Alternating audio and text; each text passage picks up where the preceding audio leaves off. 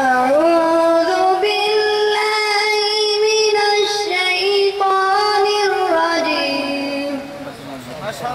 بسم الله الرحمن الرحيم. ألم تر كيف فعل ربك بأصحاب الفيل؟ ألم يجعل كيدهم في تضليل وأرسل عليهم طيرا أبابيل ترميهم بحجارة من سجيل فجعلهم كعصف مأكول.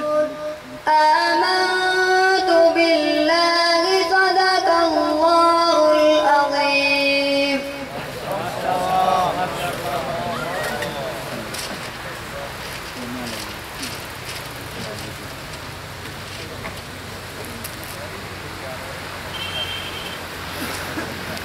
सामान तिजारत मेरा ईमान